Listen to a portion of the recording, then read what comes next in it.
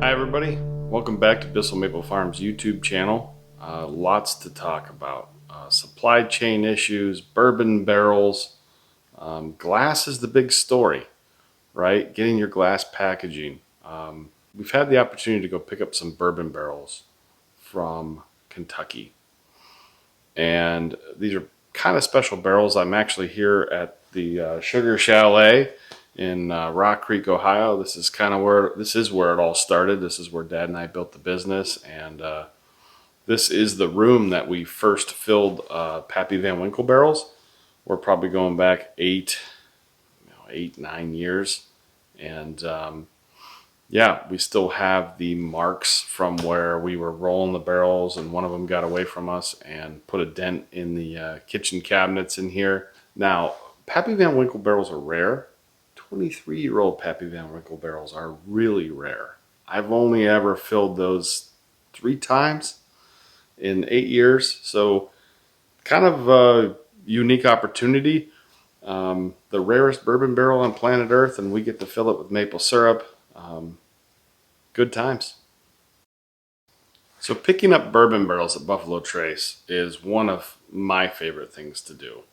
I feel like it's Christmas. We get to go down to Frankfort, Kentucky.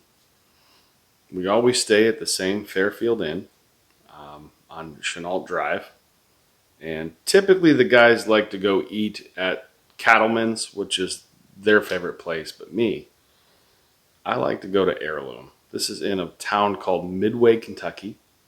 And it has the best fried chicken I've ever had in my life. And if you eat fried chicken in Kentucky, you know what they call that? Do you know what they call fried chicken in Kentucky? They call it fried chicken. Fried chicken, they call it fried chicken. Love Heirloom's fried chicken. They soak the chicken in a brine and some sort of buttermilk. I don't know, but I literally like to go pick up Pappy Van Winkle barrels and go to Buffalo Trace with Fred or Ralph because I want to go to Heirloom. So Buffalo Trace, it's got this nostalgic Americana industrial feel. It reminds me of the show The Men Who Built America. You feel like you're on set. You feel like you're either at an Andrew Carnegie steel mill. You feel like you're at an oil refinery owned by Rockefeller. It's just the whole thing, the Vanderbilt, like you could just picture with those rails that are everywhere. You can kind of picture some guy in a vest with his brimmed hat and his pocket watch, hands in his pockets. And you can just picture these guys from, the late 1800s, early 1900s in this facility. It's kind of this cool mix of new and old, and there's steam billowing out, and they've got these rails that go throughout the facility, and you're thinking to yourself, oh, they must have used rail cars at one time. Those rails were at one point in a town and used for cars, but they've been repurposed. Those rails run through Buffalo Trace, and they are actually set at a very specific slope. It's 1¼ inches per 10 feet, or I believe 18 inches per 100 feet, something like that.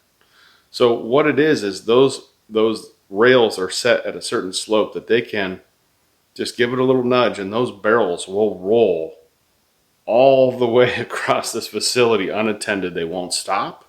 They won't pick up speed. It's actually pretty cool. So you're sitting there and you're watching these barrels roll unattended. It's like, it just draws you in. You're like, you gotta go see this. Look at this. This is cool.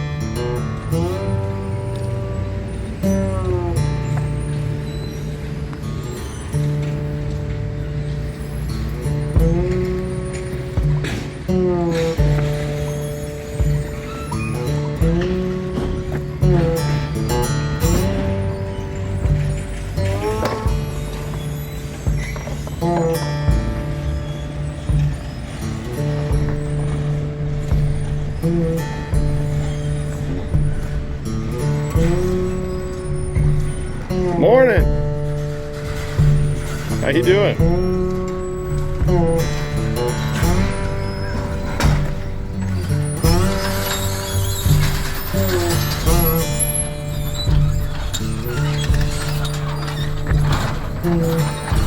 Holy cow.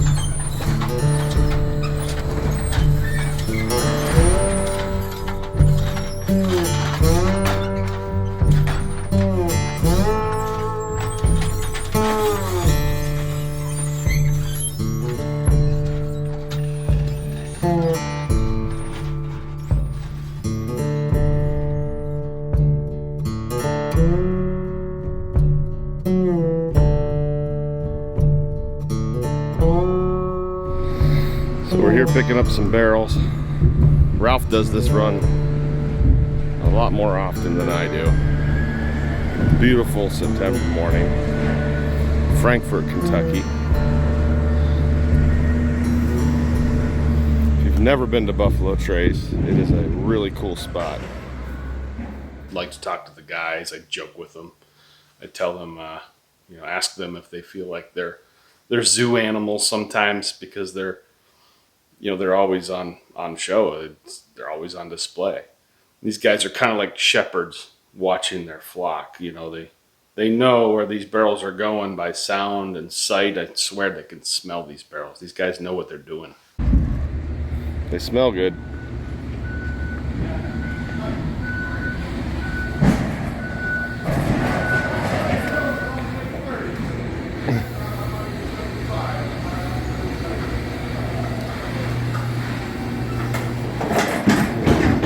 How's it going? What's going on, man? You alright? Oh yeah. How's it going? Good. How you doing? You guys feel like zoo animals sometimes? Always on display? Yeah, it's not too bad. You do?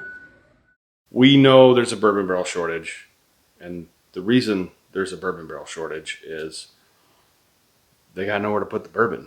There's no glass. There's, let's just say there's a sporadic amount of glass. I'm guessing the reason that we got 23-year-old Pappy Van Winkle barrels is they needed something to bottle. They had the bourbon, they had the glass, and they needed to run the production line. So this had me start thinking. I said, wow, if Buffalo Trace can't get glass bottles, if Jim Beam can't get glass bottles, then I'll bet you Nate Bissell's going to have a hard time getting glass bottles. So my team has decided to buy glass bottles for maple syrup, probably in an excess to what most people would be comfortable. But I know that if I have the glass bottles, then I'll be able to bottle syrup for my customer. I just want to make sure that I can take care of the customers I have. I'm not being greedy. I'm just taking care of the customers I have. So I've used this information, having worked with distilleries for many years, and bourbon barrels are hard to get. On top of that, you had Heaven Hill shut down for a while. Bourbon barrels just weren't being dumped at a normal pace. So therefore, I couldn't get barrels, and that's why we went to Wyoming 2 times to pick up bourbon barrels. You need to make bourbon barrel aged maple syrup. You got to have freshly dumped bourbon barrels, and we're fortunate to have a relationship with the general manager at Wyoming Whiskey, who just happens to be Ralph's son-in-law. 2 trips to Wyoming Whiskey. Ralph is a driving machine. He's like a driving Terminator. He wasn't even like, it didn't even affect him. Driving makes me tired. I mean, it wears on me, especially like, 5 days of it. 14-hour days, 16-hour days to get to Wyoming in 2 days. It's quite a bit.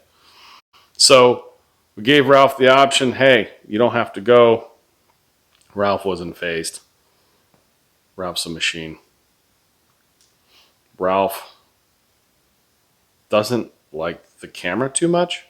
Tell me about this whole exercise. It's on the video. It's pretty obvious. The whole exercise, Ralph. You gotta move the I'm truck. charging you $100 a minute for videoing me too.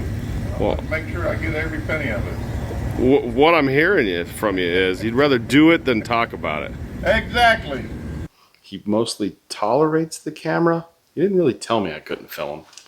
I could just pick up that, when he said he was going to throw my phone, that I shouldn't film him. Our box truck. Ralph is a professional driver. He likes to stop at truck stops. Ralph, do you like this fill-up setup here? No. What do you prefer? Truck stops. Why is that? Convenience. You can fill up. Even though this isn't a real truck, we still take it to a truck stop. Truck stops are nice because you got fuel. Big trucks have tanks on both sides of the truck. They're 50-gallon tank here and a 50-gallon tank here. And when you go to a regular truck stop, they just have the little tiny fuel not fillers, like it's small, takes forever, and then you have to move the truck. In this instance, we had to stop at a traditional gas station, which makes it a little bit of rigmarole. This is not your preferred diesel stop, is it, Ralph? No. But if you go in the middle, we might be able to fill up both. Okay. Yeah. Look at this, buddy. Good idea, Ralph. I don't know that it's gonna work. You got to be in the center. We can do it. You don't really get to see all these nuances to what the guys have to go through. Filling up both diesel tanks requires a little bit of finesse in that, you put your credit card in, you fill up one side, you hang up the nozzle, then you got to back it around and go around to the other side, and then you got to start all over and put your credit card in. It's a pain in the butt. Sometimes you just have to stop at a regular diesel fuel station. I mean, we like to get our coffee, our water, snacks. These guys do like their trail mix, but it's got to have M&Ms. They like trail mix with M&Ms. And coffee. They like coffee too. So the trip to Buffalo Trace, we fill bourbon barrels when they're fresh. We do not mess around. You want to fill a bourbon barrel after it was dumped. You don't want to wait like 3 weeks, 2 weeks. Bourbon barrels are a perishable item. They're kind of like fruit, bananas, or how sometimes you cut into an apple and then the apple turns brown from the oxidation, or the banana will turn brown. Bourbon barrels, you have to treat it like produce.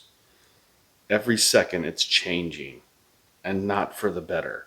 So if you get a freshly picked bourbon barrel, that's the one you want to put maple syrup in. Do have some help coming to straighten the sap tank. You'll get to meet Uncle Jim. Uncle Jim's got an idea. I think it might work. We're going to straighten that sap tank out. Me, I just wanted to put a new one down there and then say, Dad, how'd you do this? But it would have embarrassed him, and it would have been funny, but Dad wouldn't have liked that.